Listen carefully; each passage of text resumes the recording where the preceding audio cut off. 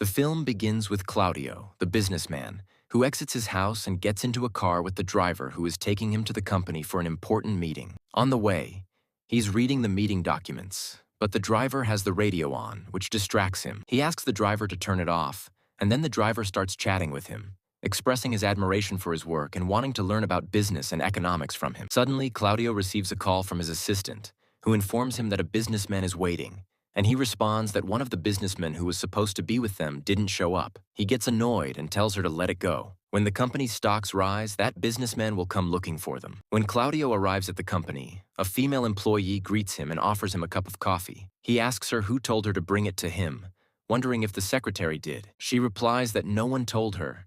She just brought it herself, and they chat a little. He then invites her to lunch after his meeting. Next, he goes to the elevator and runs into an old fiancée. He tries to talk to her, but she tells him not to and shows him her wedding ring, indicating that she is now married. He mentions that it has been 5 years since he got married, and she walks away. At this point, his wife calls him, asking how he is. He tells her he is still on his way to the meeting. She then asks him if he has heard the news about Rome, mentioning that everyone is talking about the end of the world. He assures her that everything is fine. Finally, the elevator gets stuck. Before the call ends, his wife tells him to stop by the supermarket on his way home to pick up some groceries. Claudio spoke with the elevator technician and told him that he was stuck, asking him to find a solution. The technician replied that he would check it out. After 5 minutes, Claudio heard a noise outside and tried to call out, but no one responded. The noise stopped, and then he tried to shout and call for help, but no one talked to him. He was informed that people were waiting for him, and he told the technician that it wasn't his fault as he was still trapped in the elevator. Claudio called the technician again, who said he had sent someone to fix it but couldn't do more. Claudio got frustrated and said he had a meeting and that the technician needed to find a solution by any means. He then asked for the number of one of the workers so he could talk to him. The technician gave him the number, and Claudio called the worker. The worker said they were trying to see the issue from their end since everything was set up, but they couldn't find the problem. The worker was yelling for people to run away because danger was coming. At that moment, the line was cut, and Claudio didn't understand anything. He then started to think about how to help himself. He tried to open the door and used all his strength to create a small opening, but it wasn't enough to get his head through. He looked outside and began to shout for help, but no one responded. He realized he was stuck there alone for a while. Meanwhile, his wife was telling him that someone outside was trying to open the door and was attacking her, and she was scared. He seemed to be calming her down and told her to protect herself and not call the police. She replied that the police wouldn't respond, and even outside things looked strange as she watched from the window. The streets were all blood, and people were moving in a weird way, as if there was a war going on. He told her to go back inside and lock the door, and to put a chair against it until he could come to her. At that moment, Claudio opened his phone and started searching the internet. He found everything talking about zombies attacking people and the terror that was gripping the city. Before he could process all that,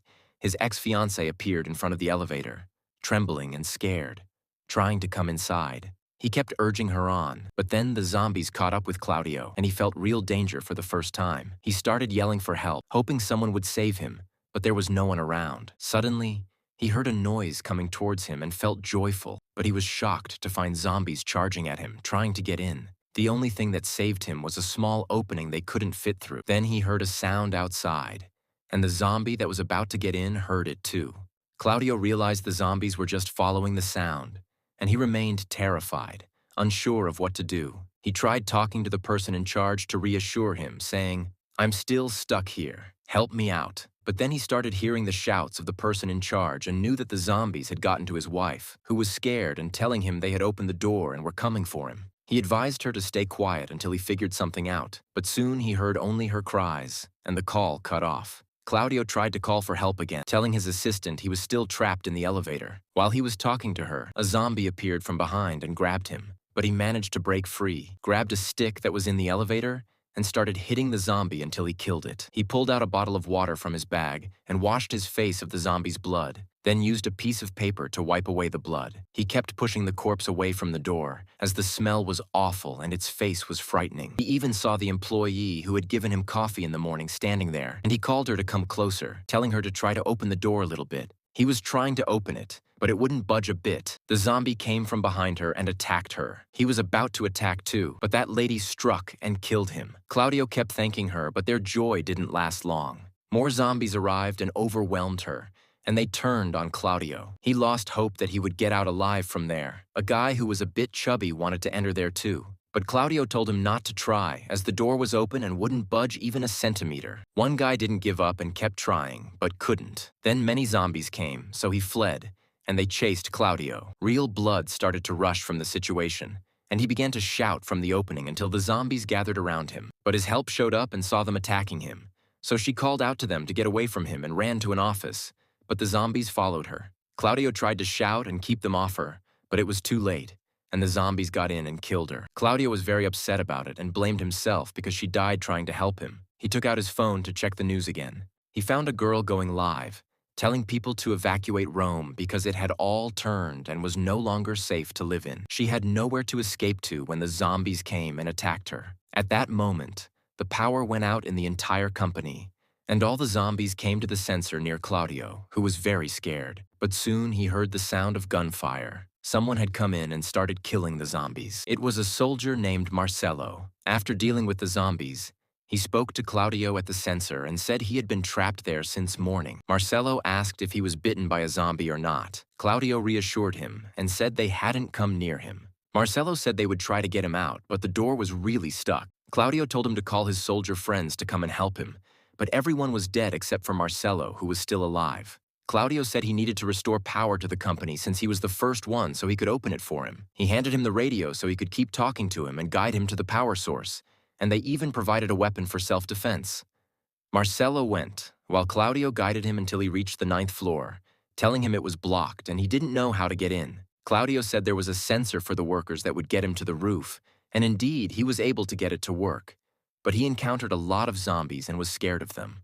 At that moment, Claudio heard him shouting at them and firing his gun. After a while, the power in the company came back, so he was happy that he was still alive and said there was something blocking the sensor that prevented it from moving. When he started to see what was blocking the sensor, a zombie attacked him. At that point, Claudio used the weapon for the first time, and it worked, killing the zombie. More zombies came because they heard the gunshots, and he kept shooting at them until he killed them all. But a little later, he heard Marcello shouting exhaustedly, shooting again, and their communication cut off. Claudio heard gunfire nearby and saw the soldiers shooting at the zombies. He called out to them until he got tired, but they didn't hear him and left, and Claudio remained in that situation until night fell. Here, the hope of the individual was lost, and he found only one bullet left. He thought about how to finish off Hassan before he became a zombie. Before he could raise his head, he heard Marcello above on the roof calling for him, asking him to open the door. Claudio was happy to find him still alive, and he opened the door for him. As soon as Marcello entered,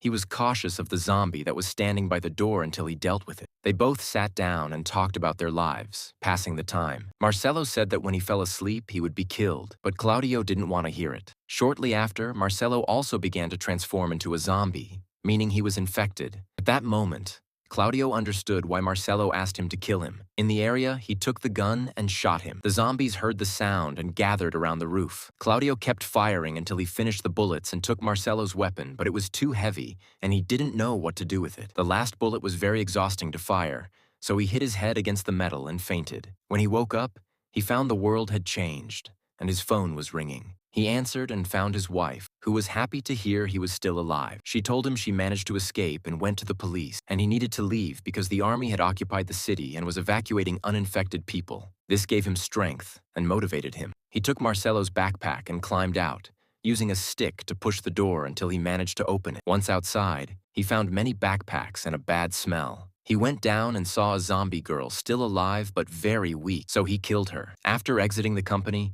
the streets were empty, and there were no people around. He moved through the city, scared, but seeing no one. On the way, he encountered a zombie girl holding a bottle of milk, and as she was about to attack him, she got shot in the head. When he turned around, he saw soldiers above him, many of them, and they instructed any zombies to put their hands down. Afterwards, they treated him, and the army continued to clean the city of zombies and rescue people. And here our film ends. I hope you enjoyed the summary. Don't forget to check out previous summaries and subscribe to watch upcoming ones.